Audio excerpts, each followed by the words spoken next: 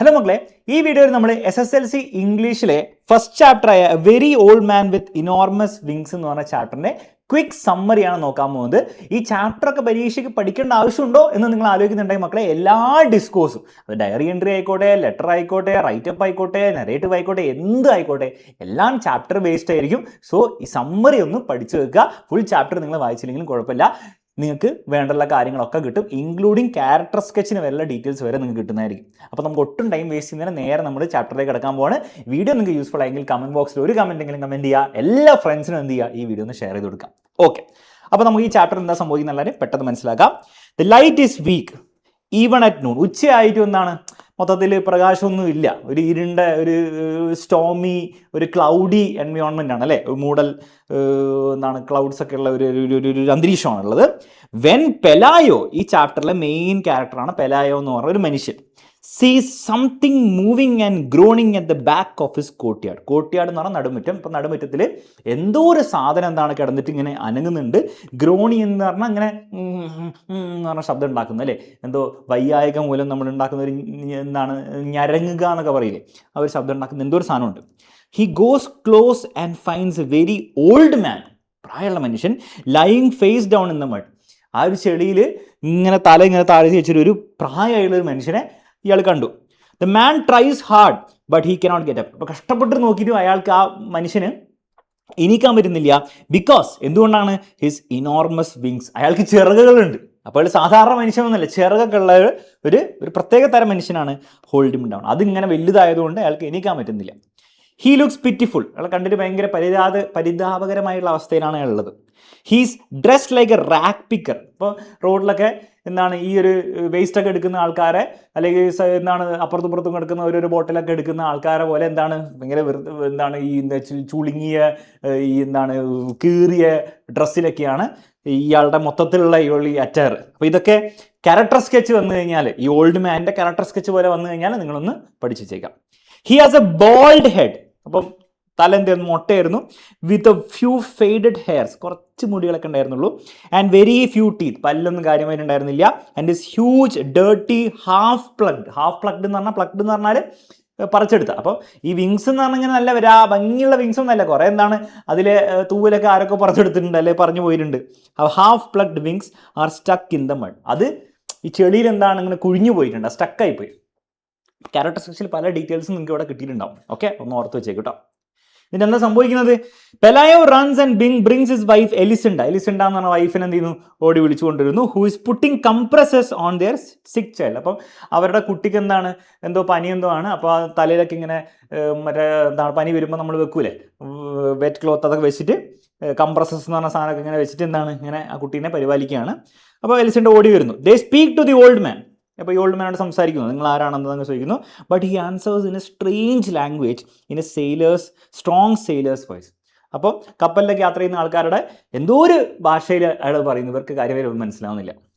So they think he is a lonely castaway from a shipwrecked in the storm. അപ്പോൾ അവർക്ക് തോന്നി, ഒരു എന്താണ് വല്ല സ്റ്റോമിൽ കുടുങ്ങിയ അല്ലെ മറിഞ്ഞു പോയ വല്ല ഷിപ്പിൽ നിന്ന് രക്ഷപ്പെട്ട് വന്ന ആളായിരിക്കും എന്ന് അവർക്ക് തോന്നി. Then they call a neighbour woman. അപ്പുറത്തെ വീട്ടിലെ ചേച്ചിനെ വിളിച്ചു. She takes one look and says. അവർ നോക്കിയിട്ട് പറഞ്ഞു, ഈ ഓൾഡ് മാനെ നോക്കിയിട്ട് പറഞ്ഞു, he's an Angel.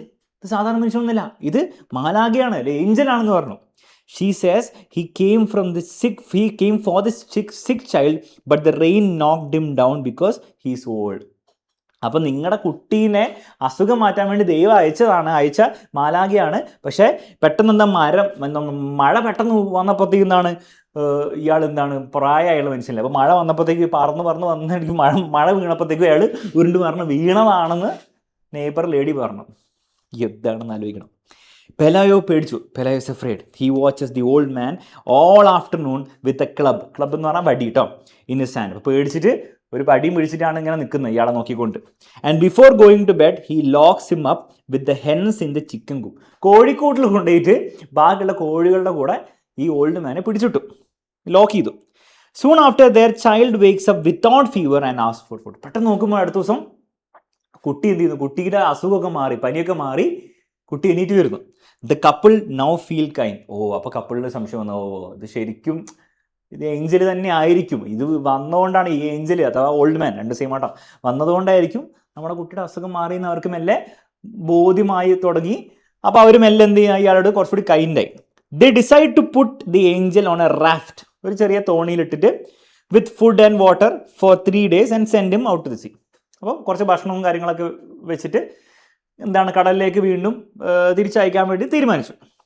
But the next morning the whole neighbourhood is already in front of the coop. പക്ഷെ അടുത്ത ദിവസം രാവിലെ നോക്കുമ്പോൾ എന്താണ്, ആ ചിക്കൻ കൂപ്പിൻ്റെ കോഴിക്കൂടിന് മുന്നിൽ ആ ചുറ്റുവട്ടത്തിലുള്ള എല്ലാ ആൾക്കാരും കൂടിയിരിക്കുന്നു. Having fun with angel. People throw food at him through the openings. ആൾക്കാർക്ക് എന്താണ് ഭയങ്കര കൗതുകം. അപ്പോൾ അവരെന്ത് ചെയ്തു, കുറച്ച് മിസ്ട്രീറ്റ് ചെയ്യാനും തുടങ്ങി. അവരെന്താണ് കൗതുകം നോക്കിയിരിക്കുക മാത്രമല്ല, അവർ ഭക്ഷണമൊക്കെ എറിഞ്ഞു കൊടുക്കാൻ തുടങ്ങി.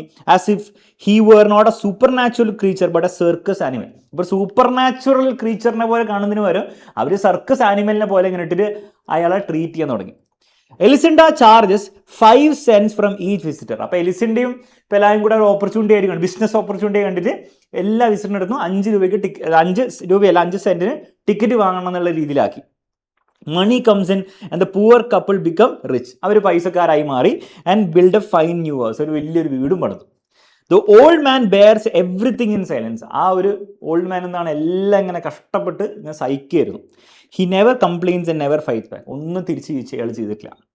After some time the crowd loses interest. അങ്ങനെ കുറേ നാളെ ശേഷം എന്താണ് ഈ ആൾക്കാർ വരാതെയായി. കാരണം എന്താണ്, a woman who was turn into a spider comes to the town. അപ്പോൾ അപ്പുറത്ത് ടൗണിലെ വേറൊരു വശത്ത് എന്താണ് ഒരു സ്പൈഡർമാനായ വുമൺ, സ്പൈഡറായി മാറിയ ഒരു വുമൺ എന്താണ് ഇതുപോലെ വന്നു. അപ്പോൾ എല്ലാവരും ഈ ഓൾഡ് മാനെ മറന്നിട്ട് എല്ലാവരും ആ സ്ത്രീയെ കാണാൻ വേണ്ടിയിട്ട് ആയിരുന്നു queue. And everyone runs to see her instead. എല്ലാവരും ഓൾഡ് മാനെ മറന്നു. The angel is forgotten. He suffers through a hard winter. ഭയങ്കര വിൻ്റർ ആയിരുന്നു വരുന്നത്, ശൈത്യകാലം വന്നു. പക്ഷേ ഹി സർവൈവ്സ്. അതിലൂടെ അയാൾ കടന്നുപോയി. Slowly his feathers grow again. മെല്ലെ മെല്ലെ അയാളുടെ ചിറകുകൾ വളരാൻ തുടങ്ങി.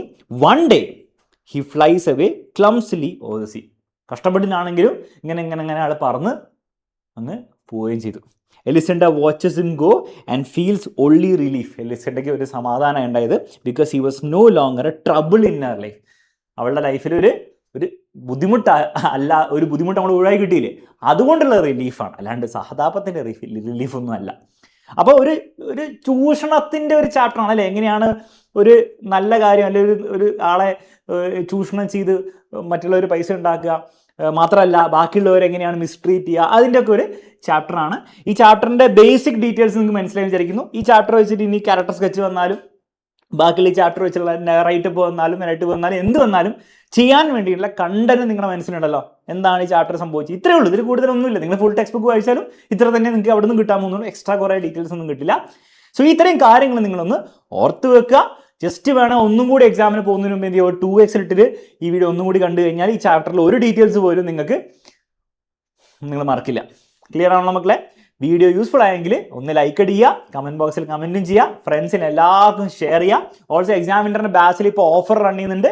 അതൊക്കെ ഉപയോഗിച്ച് ബാച്ചിൽ ജോയിൻ ചെയ്യണം. താഴെ നമ്പർ ഡീറ്റെയിൽസും കൊടുത്തിട്ടുണ്ട്.